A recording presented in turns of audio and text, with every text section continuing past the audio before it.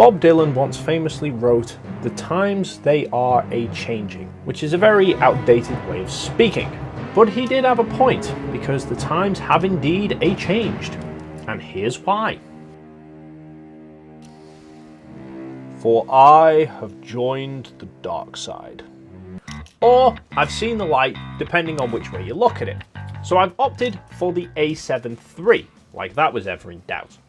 I've had it for a couple of days. I haven't used it in anger on any professional shoots yet, because I'm still wanting to get to grips with it.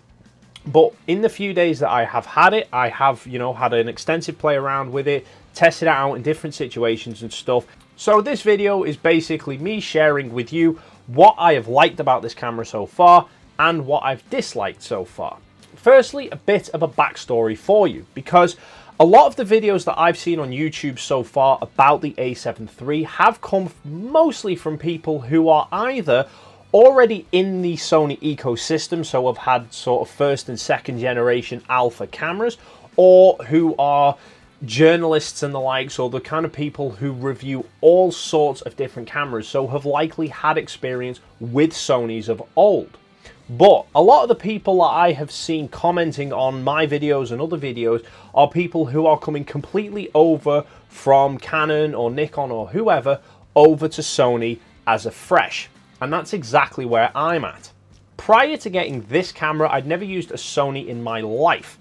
All my photography experience has come over a period of about 7 or 8 years using solely Canon DSLRs. And a lot of people who compare Canon to Sony always talk about things like the ergonomics of the Sony camera and the menu systems being a lot more complicated and user-friendly compared to the Canon. So as somebody who has spent the last 4 years using Canon 5D Mark IIIs, obviously my muscle memory and everything is all pre-programmed into the button layout of this camera, which put me in a prime position to find out just how difficult it really is to swap to a completely new camera system. So point number one of what I like about the Sony A7 III is actually the ergonomics of the camera. Now, I'm not suggesting that the ergonomics of this camera are better than a Canon DSLR, but they're a lot better than what I was expecting from the horror stories I had heard before. Now, as I said, I've not used first and second generation Sony alpha cameras, so I don't know how bad they used to be compared to what this is now. But I can tell you that this, as stepping over from a 5D Mark III, isn't really all that different. Now, granted, the ergonomics overall of the camera kind of fall both into the like and dislike category for me, because while I like the exterior controls of the A7 III, they're not that dissimilar from what I'm used to. It's obviously going to take my muscle memory a little bit of time to forget about the Canon and learn the Sony. Now, even over the first few days of using this camera, I've not actually ran into any difficulties with the button layout. Primarily because one of the very first things I did when I got this camera was make use of the vast customizability of all the buttons. So on this camera, there's about 1, 2, 3, 4, 5, 6, did I count that? 1, 2, 3, 4, 10, 11, 12, 13, 14.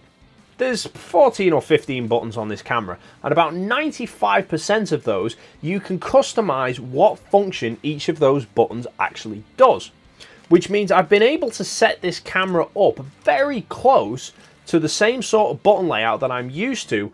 So I love the customizability of the camera, but the menu systems getting it customized in the first place are pretty complex.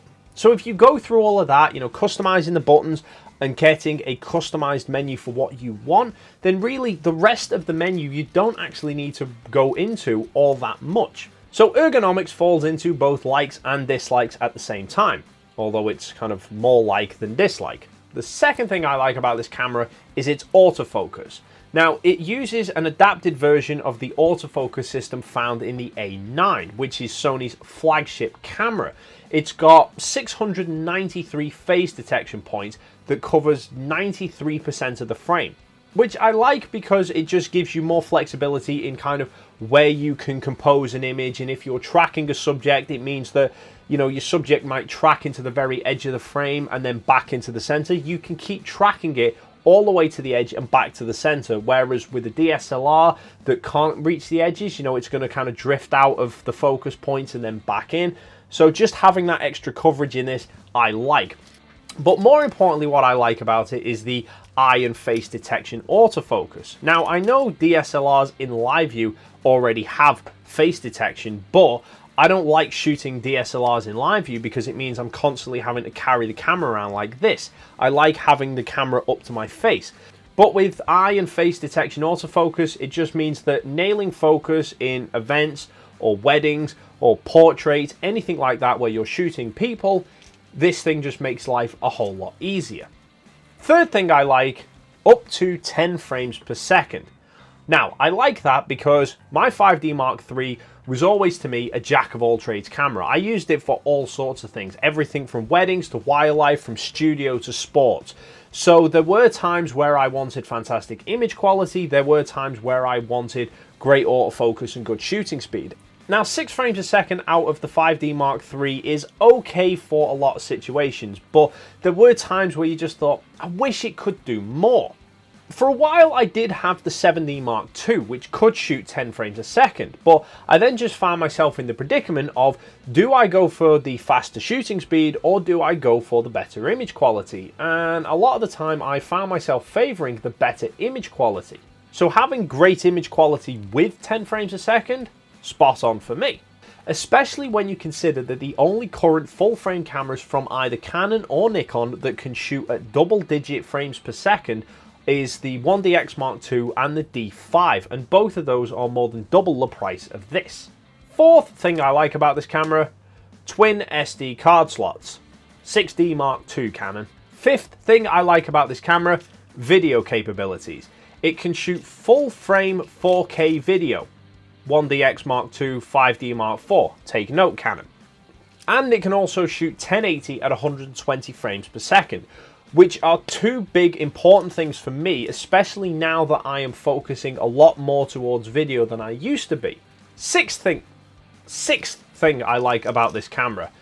It's not so much a thing of this camera in particular, it's just mirrorless in general, is the EVF. Now obviously, having shot DSLRs solely for 7 or 8 years, I've just become accustomed to shooting with optical viewfinders. My only previous experience of electronic viewfinders were prior to all that when I was using very cheap budget level compact and bridge cameras, which obviously the EVFs on that were. So coming over to a more modern EVF has actually really impressed me. I like the fact that rather than try and rely on a light meter and, potentially having the light meter giving you a slightly misleading reading, that you can just see the picture beforehand. Now, obviously, DSLRs have that facility shooting live view. But again, why pay for a DSLR if you're just going to hold it around like this all the time? I like being able to preview my image, see the exposure before I take the shot in the viewfinder right there and then. But not just previewing an image, but also reviewing it as well. Because quite often I have found myself outside in kind of very bright sunny days, taking a picture with a DSLR and then kind of not being able to see the screen on the back because there's just glare off it everywhere. So you find yourself kind of having to shade the camera, trying to be able to see the screen to see if your shot's in focus. But with an EVF, you don't need to do that. You can keep the camera up to your face and you can look through your pictures through the EVF, which I love. The seventh thing I like about this camera is its in-body stabilization, because my lens selection is currently kind of split halfway between slower aperture lenses that have a stabilizer built in and fast aperture lenses that don't. Which means if I'm shooting if I want to shoot video footage handheld using a DSLR, I'm pretty much forced to use a lens that has optical stabilization.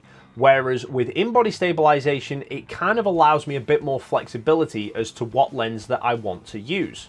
But also, even if I'm shooting at a kind of reasonable shutter speed of, 100th or 200th of a second, it's just going to give me that extra bit of stability to make sure that my photos are tack sharp. And the last thing that I like about this, or at least the last thing that I can remember off my list, is its silent shooting. Now, not just its silent shooting only, but also just how quiet the camera is in general. So in the DSLR, you have your normal shooting mode, which obviously has a very loud noise from the mirror slapping the top of the camera body. Now, the 5D3 is a kind of extreme case of this because it's using an older spring-driven system, whereas newer DSLRs use a motor, so it slows the mirror down just before it hits the camera, so it doesn't make quite as much noise. but it still makes more noise than a mirrorless. In silent shooting mode, the mirror gets slowed down even further, so is quite a bit quieter, but it also means that because it's having to slow the mirror down, the shooting speed gets affected, which means you have to decide, do you shoot fast or do you shoot quiet? With this, however, you don't have that problem because there's no mirror to move, so the only noise that the camera's making is the mechanical shutter moving up and down.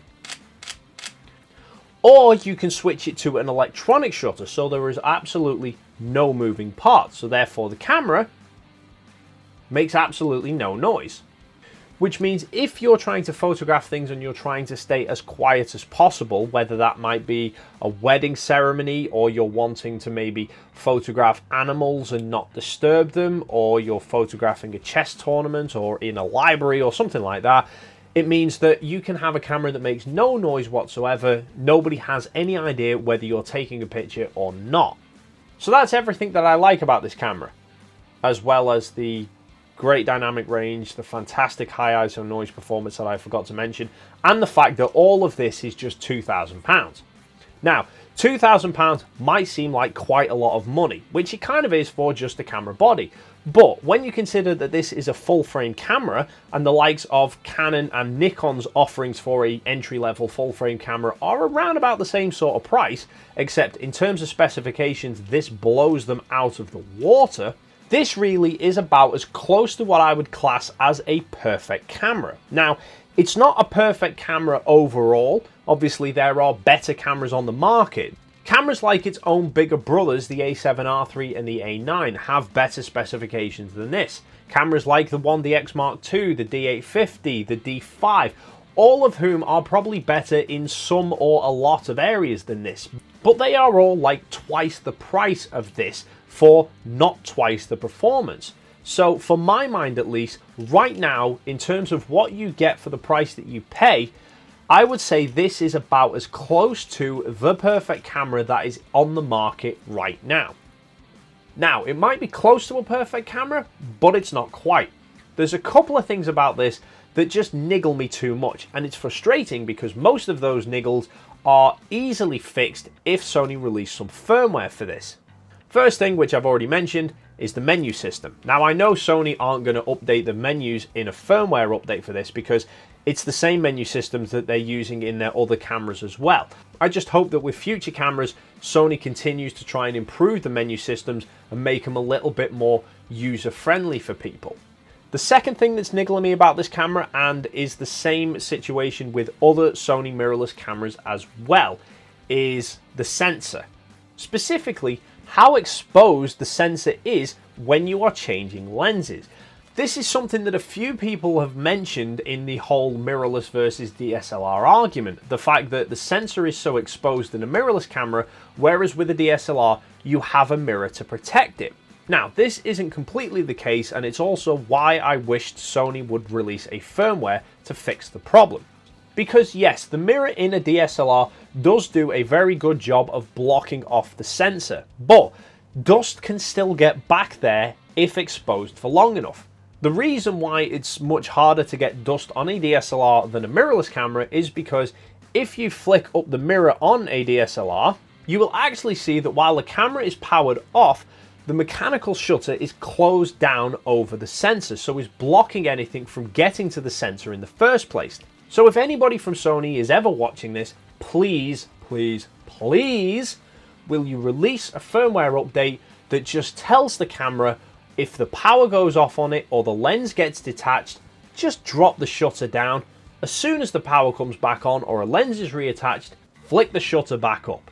It's not that difficult. Third thing that bugs me, again, with Sony in general, is the shoe mount.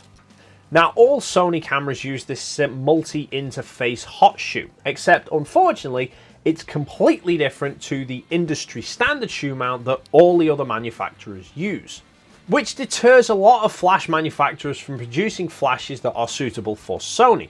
So my Yongnuo flashes, for example, will sort of mount on top of the camera, and if I take a picture, the flash will go off, but One, it's restricted to fully manual, and two, it won't work with the Yongnuo radio trigger. But Yongnuo aren't producing a version of the radio trigger suitable for Sony because it means it's a completely different mount. So unless you guys know of some adapter that is available out there to mount on top of the Sony camera that will let me use a trigger on top of it, probably means I'm going to have to buy new triggers. Last thing I dislike about this camera, or more dislike about what came with the camera. No, more specifically, what didn't come with the camera. Battery charger. Now, I understand Sony have given us a lot of camera for very little money, so obviously they're going to cut corners in places to try and save money. It's just frustrating as hell that one of the places they have done that is to not include a standalone battery charger for the camera, which means if I want to charge the battery that's in this camera, I have to charge it in this camera.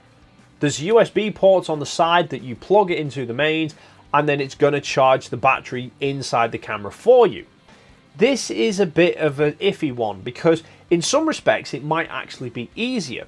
If, for example, you are only using one battery in a camera, this thing will go through a day of shooting quite easily. So if you're kind of out and about just taking a day's worth of photos, you're only going through one battery, you can just plug the camera in on a night and charge the battery. Great. Take it out the next morning, off you go. Obviously with the DSLR, you get home on a night, you take the battery out of the camera, you leave it in the charger overnight, and then you run the risk that the next day you go back out, you take your camera with you, you forget to take the battery, and then you look like a complete penis when you've got a camera and no battery and you can't take any pictures. But however, you might be in a situation where you've got two batteries, one of which is flat, and you want to go out shooting. Well, you can't leave the camera behind charging the battery because you need the camera with you. So you end up going out on the one battery, coming back later with two flat batteries, and then, how to charge them. You leave one charged overnight, you're still going to wake up the next day with a flat battery. So I wish they'd included a battery charger. Sony will sell you a battery charger, but it's £85. They will also sell you the NP FZ100 batteries that the Sony camera takes, but they're £75 a piece. Thankfully, third party to the rescue, because I have managed to find a company called Layfire or something like that, who sell not only a charger for the Sony battery, but also their version of the FZ100 battery itself. Now, I've ordered a bundle off Amazon which includes two of their batteries and a dual USB charger for a total of £49. If you are interested in checking that out, I will leave a link to the item in the description below.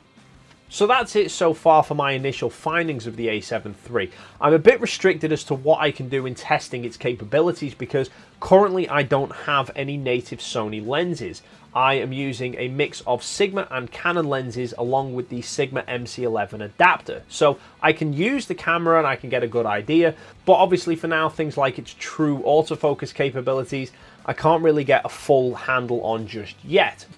So over the next couple of weeks, I am going to be swapping all or most of my lenses from what I have now over to some native Sony lenses. I will do a video at some point talking about what lenses I currently have, what lenses I'm going to be getting, my reasons as to why I've picked those lenses, but that's for another video.